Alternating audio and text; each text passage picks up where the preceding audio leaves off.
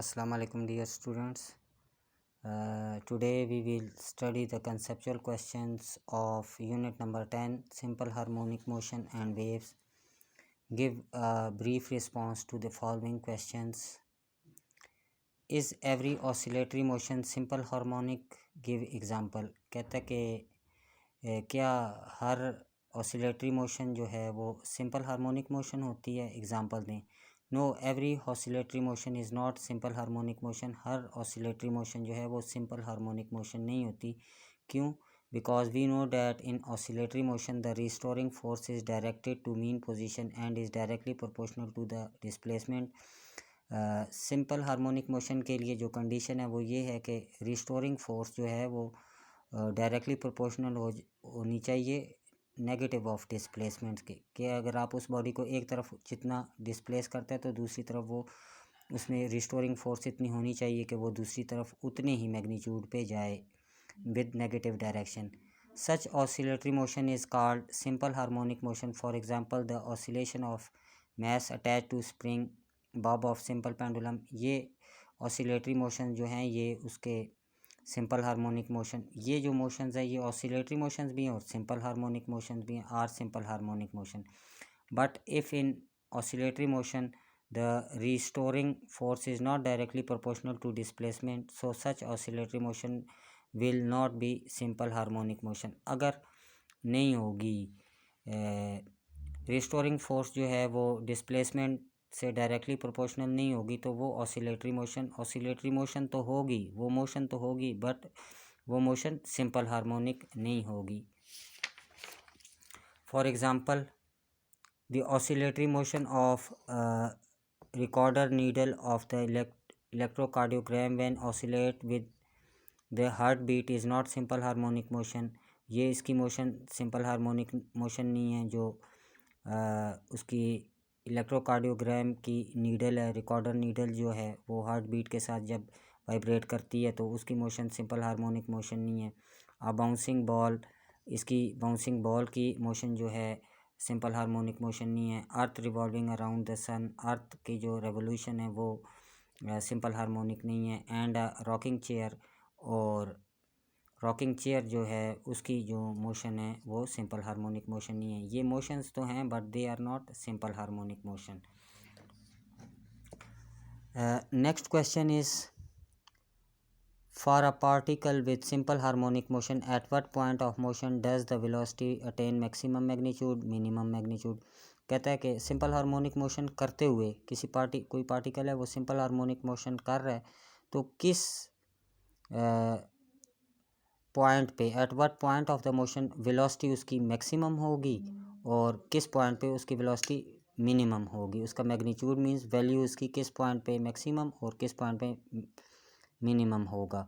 तो we know that in simple harmonic motion the acceleration of a particle is directly proportional to the displacement from the mean position.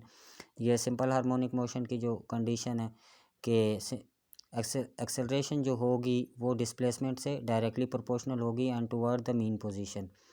When the particle is eight extreme position it has minimum velocity. जब extreme पे होगी तो उसकी velocity minimum होगी. वो कुछ देर के लिए बल्कि उधर रुकती भी है लेकिन हमारी आई उसको कैच नहीं कर सकती उस सीन को. हमें इस तरह लगता है कि बस वो उस एक्सट्रीम पोजीशन तक गई है फिर वापस आ गई है, हालांकि वो उधर फॉर इंस्टेंट ऑफ टाइम बहुत थोड़े लम्हे के लिए वहाँ पे एक्सट्रीम पोजीशन पे वो बॉडी रुकती भी है. But when moves back toward the mean position it accelerate by increasing its velocity.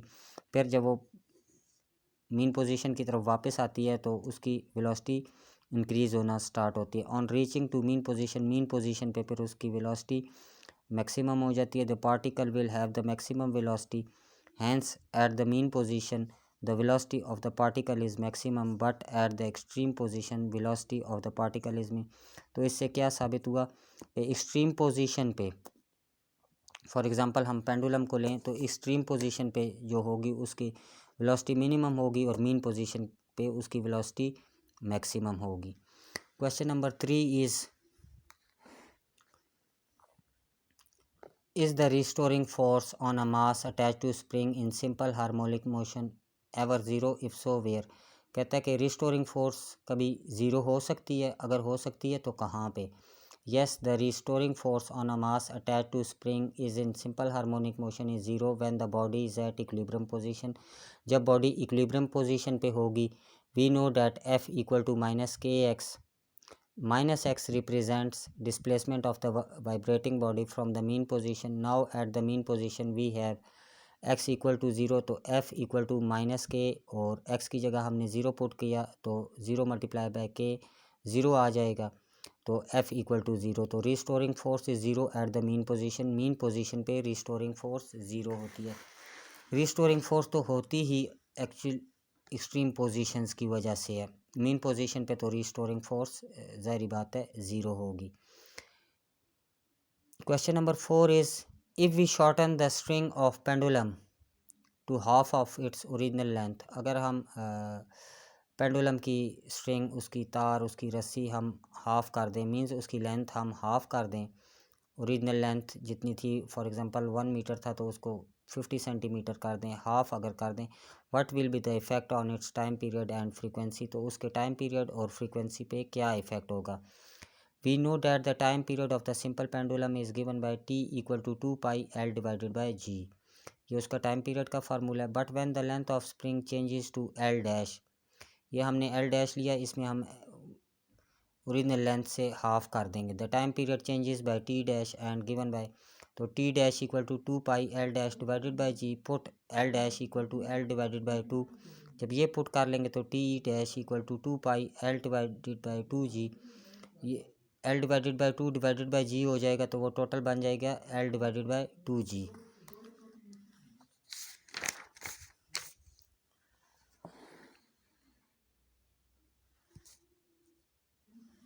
तो इससे आ गया dear student T dash equal to 1 divided by under root 2 हमने बाहर निकाल लिया, और 2 pi L divided by G रह जाएगा। 2 pi L divided by G under root जो है ये टी के इक्वल है, तो टी डैश आ जाएगा 1 divided by under root 2 into T.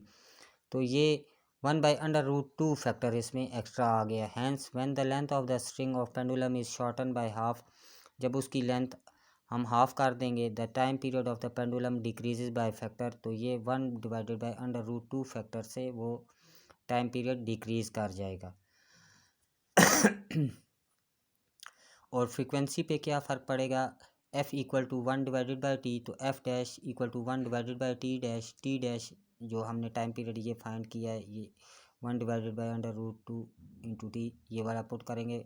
1 divided by ये टी डैश की हमने वैल्यू पुट की, तो ये अंडर रूट 2 ऊपर चला जाएगा, तो under root 2 1 divided by T, तो अंडर रूट 2 इंटू एफ, तो यहाँ पे अंडर रूट 2 फैक्टर से के साथ ये मल्टीप्लाई हो रहा है। The time period and frequency are reciprocal, so when the length of the pendulum is shorten by half, जब उसकी लेंथ हाफ की जाए, the frequency of the pendulum increases by factor under root 2, ये उसके साथ मल्टीप्लाई हो रहा है, तो इट मीन्स ये उतने उस फैक्टर पे इंक्रीज़ कर रहा है, तो अंडर रूट 2 मल्टीप्लाई हो रहा है, तो फिर उसकी फ्रीक्वेंसी अंडर रूट 2 फैक्टर के साथ इंक्रीज़ कर रही है।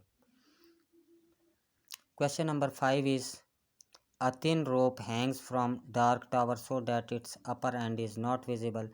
एक थिन रोप जो है उसे हमने लटकाया हुआ from dark tower, so that it's upper and is not visible, उसका ऊपर वाला किनारा या सिरा हमें नज़र नहीं आ रहा। How long the length of the rope B determine, तो हम उस रोप की लेंथ कैसे नापेंगे, हमें नहीं पता कि वो कितनी ऊंचाई से वो बांधा गया है। तो answer to this question is very interesting and easy. तो the length of the rope which hangs from the dark high tower can be determined by connecting the metallic bob at its lower end by making a simple pen। कोई metallic bob बांध लें या कोई पत्थर वगैरह बांध लें, पत्थर की भी तकरीबन इतनी ही वाइब्रेशन आएगी, तो उससे हम सिंपल पेंडुलम बना लेंगे। Displace the bob from the mean position and allow it to oscillate, और उसे मूव करने के लिए अलाउ करें। Measure the time period of its oscillation from which the length can be determined by using the relation. तो ये simple pendulum का हम इस पे फार्मूला लगा के T equal to 2 pi under root L divided by G, दोनों साइडों पे स्क्वायर ले ले, तो T square equals to 4 pi square under root काट जाएगा तो L डिवाइडेड बाई जी आ जाएगा। L की वैल्यू फाइंड करनी है तो जी उस साइड पे जाके टी स्क्वायर जी के साथ मल्टीप्लाई हो गया तो जी टी स्क्वायर बन गया, और ये 4 पाई स्क्वायर इधर L के साथ मल्टीप्लाई हो रहा है तो दूसरी साइड पे जाके डिवाइड हो जाएगा, तो यहाँ डिवाइड हो गया। तो जी की वैल्यू 9.8, टाइम पीरियड हमने फाइंड किया होगा 4 पाई स्क्वायर, 4 भी कांस्टेंट वैल्यू है, पाई की भी कांस्टेंट वैल्यू है 22/7 या 3.142, इसका स्क्वायर ले ले। तो इस फार्मूले में हम वैल्यूज़ पुट करके उस रोप का लेंथ फाइंड कर लेंगे। Knowing the value of G and time period T, the length of the rope can be determine. तो इससे हम उसकी लेंथ डिटरमिन कर सकते हैं। Question number 6 is suppose that you stand on a swing instead of sitting on it. के suppose आप एक स्विंग पे बैठे हुए हैं, suppose you stand on a swing, आप उस स्विंग पे खड़े हो जाते हैं, instead of sitting on it, बैठने की बजाय आप उस पर खड़े हो जाते हैं। Will your frequency of oscillation increase और डिक्रीज, तो आपकी फ्रीक्वेंसी इंक्रीज़ करेगी या डिक्रीज़ करेगी, मींस उस स्विंग की फ्रीक्वेंसी जो है वो इंक्रीज़ होगी या डिक्रीज़ होगी।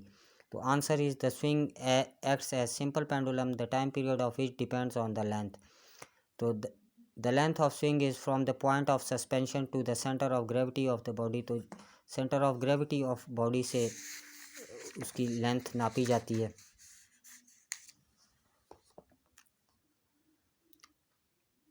In sitting position on swing, the center of gravity of body is lowered and the length of swing increases, due to which the time period is increased but frequency decreases। तो जब वो body बैठी हुई थी तो फिर उसकी length ज़्यादा थी, तो उसकी उस वक्त फ्रीक्वेंसी फिर डिक्रीज़ कर रही थी, जब लेंथ ज़्यादा होगी तो फ्रीक्वेंसी डिक्रीज़ कर रही थी। But in standing position on the swing, the centre of gravity of body move up, तो उसकी सेंटर ऑफ ग्रेविटी थोड़ा सा अप हो गई। By decreasing the length of the swing, तो स्विंग की लेंथ थोड़ी सी कम हो गई है। Then by decreasing the time period, जब टाइम पीरियड डिक्रीज़ हुआ है but increases the frequency of oscillation of the swing, तो फिर इसकी ऑसिलेशन थोड़ी तेज़ हो गई है, फ्रीक्वेंसी तेज़ हो जाएगी, मींस ऑसिलेट ज़्यादा करेगी, मूव ज़्यादा दफ़ा करेगी, वाइब्रेट ज़्यादा दफ़ा करेगी, लेकिन उसका वो हो जाएगा, फ्रीक्वेंसी ज़्यादा हो गई है लेकिन उसका time period by decreasing the time period increases the frequency of oscillation of the spring. Question number 7 है explain the difference between the speed of a transverse wave traveling along a cord and speed of tiny colored part of cord। कहता है कि difference आप बताएं speed of transverse wave travelling along a cord, transverse wave की speed discuss करें and speed of टिनी coloured part of. तो एक रस्सी पे फ़र्ज़ करें हमने इसको थोड़ा सा रेड पार्ट इसको कर दिया, इसको रेड कलर दे दिया, तो फिर क्या होगा।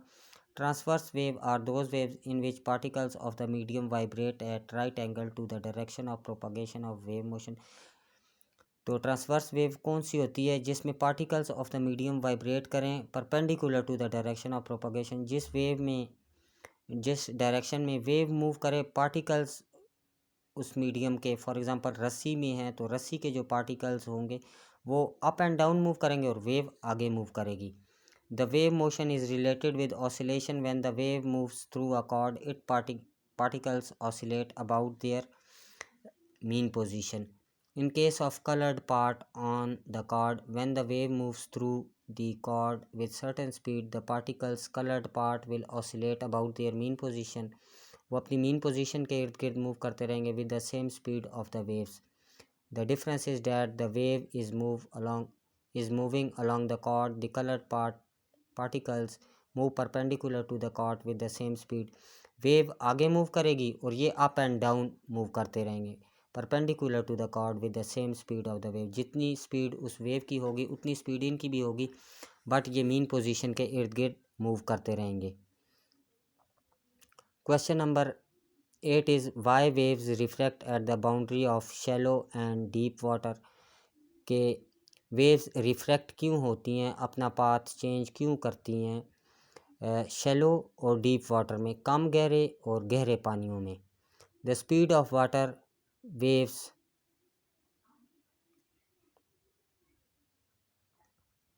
Speed of water waves depend on the depth of water, ये उसके डेप्थ पे डिपेंड करती है।